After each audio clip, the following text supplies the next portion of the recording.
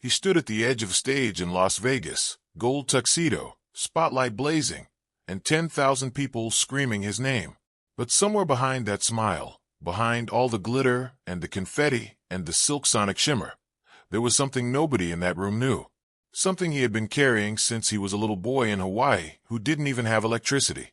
And at 39 years old, Bruno Mars finally stopped hiding it. What he confirmed will change the way you see every single song he ever wrote. But before we get there, you need to understand who Bruno Mars actually is. Not the performer, not the Grammy winner, not the Vegas legend, the real one. Because the real story starts long before the fame, in a place most people never heard of, with a childhood that would break most adults. Bruno Mars was 4 years old when his life was already a performance. While other kids were learning their ABCs, he was already on stage, wearing a tiny glitter jumpsuit, doing Elvis Presley moves that left grown audiences completely stunned. His family ran a musical act in Waikiki, Hawaii, and Bruno, born Peter Jean Hernandez, was their secret weapon. They called him Little Elvis, and he earned that name every single night. By the time he was 5, he had performed at the Aloha Bowl halftime show in front of 40,000 people.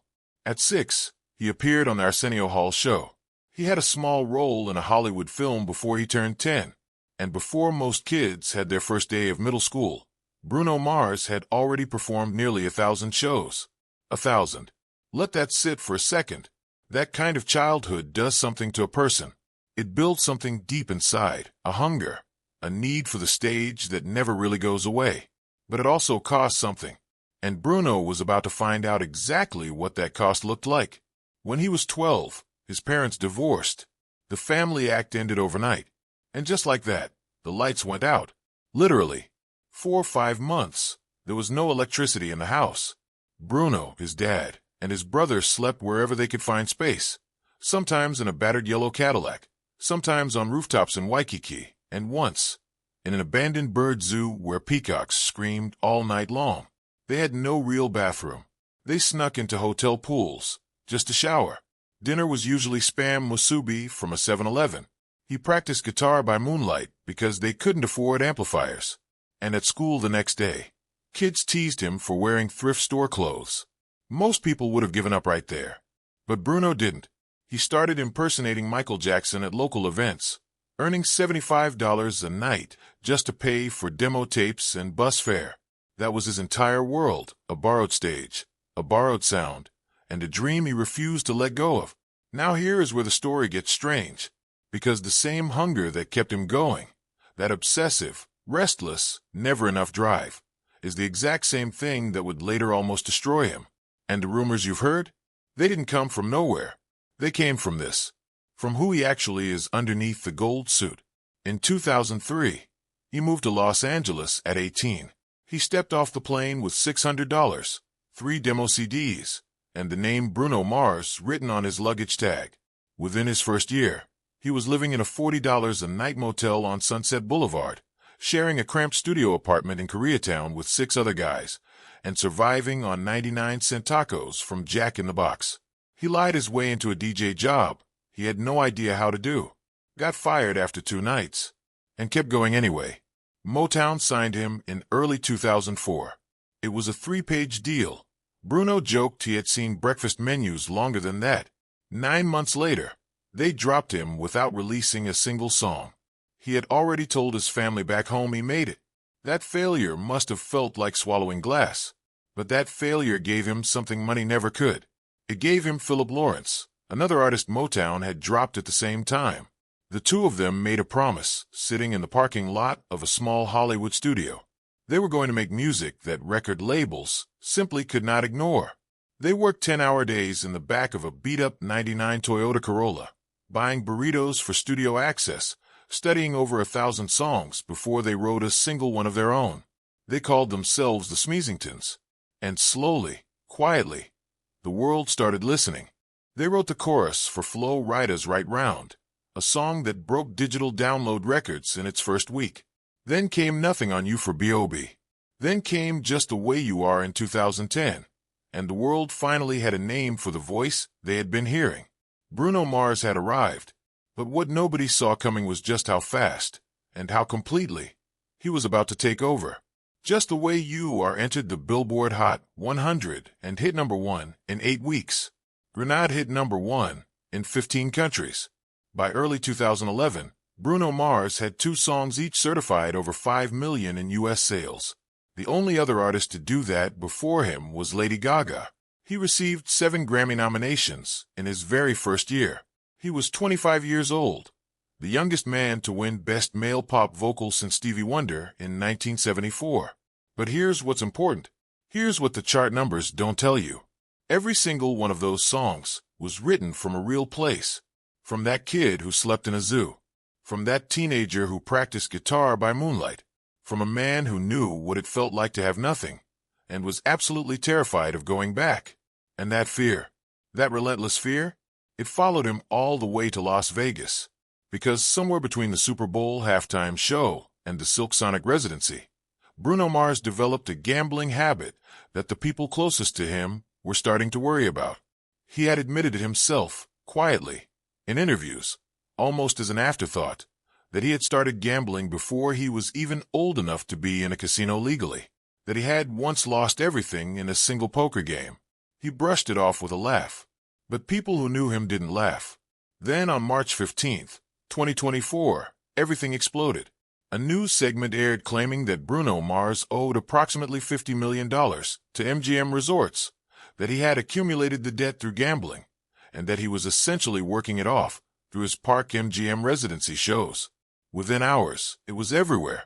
Gossip blogs, Reddit threads, talk shows. Shannon Sharpe told his audience he heard Bruno once lost $17 million in a single night at a blackjack table. The hashtag #BrunoBroke was trending across social media, and the phrase Bruno Mars $50 million debt was showing up in over 4 million Google results, all of it traced back to a single anonymous claim with no named source. Now here is the truth.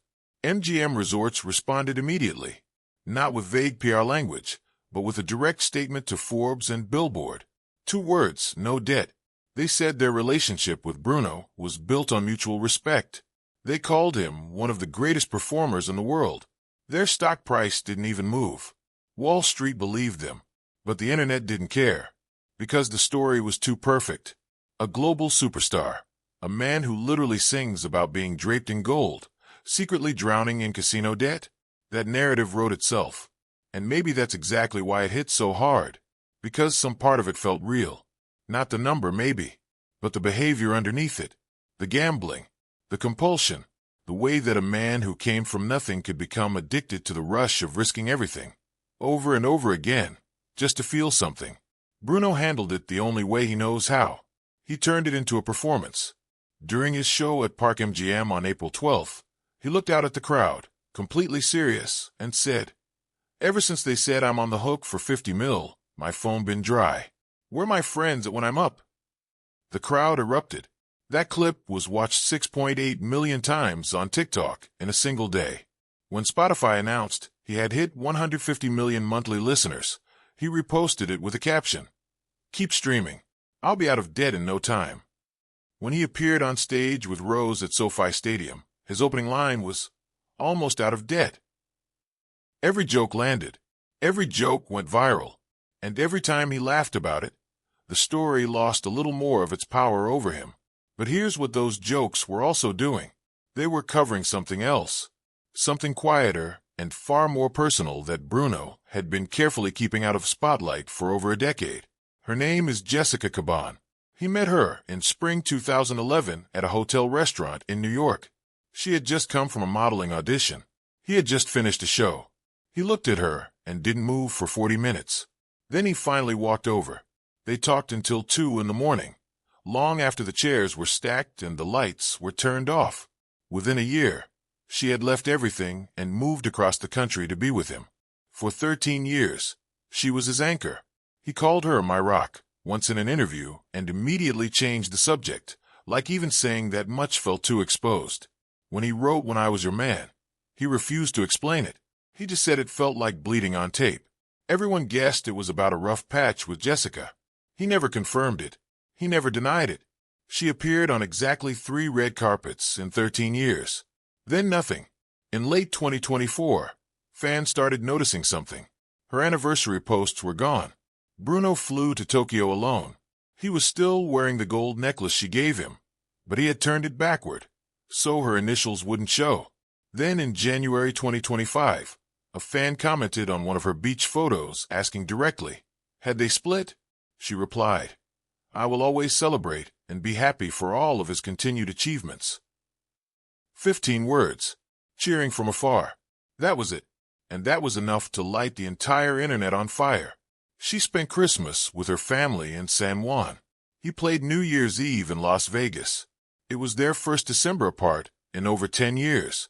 Sources said they were living separate lives. Others said he tried to fix things, but kept extending the Vegas residency instead. They never confirmed a breakup. She still follows him on Instagram. He still likes her posts. They still co-own the house. Some say she stays in the guest room when she's in town. One source claimed she was seen backstage at one of his shows in May. No photos ever surfaced. And that silence, that careful, controlled, heartbreaking silence, tells you more about Bruno Mars than any chart number ever could. Because this is a man who has been performing since he was 4 years old. A man who learned to smile through homelessness, through rejection, through loss. A man who turned $50 million in dead rumors into the funniest bit of the year. A man who wrote some of the most emotionally raw love songs of his generation and refused to explain a single one of them. The rumors he confirmed at 39 weren't really about money. And they weren't really about gambling. They were about something far older and far heavier. The cost of building your entire identity on a stage, and the terrifying question of who you are when the lights finally go down. He still hasn't fully answered that question. And maybe that's the point. Maybe that question is what keeps him writing. What keeps him performing? What keeps him turning backward necklaces and heartbreak and dead jokes into something the whole world wants to hear? Bruno Mars has always known how to make you feel something. What he's still figuring out at 39, in the middle of a Vegas residency, in a house he may or may not share with the woman who was his rock, is how to feel it himself. And somehow, that might be his most important story yet.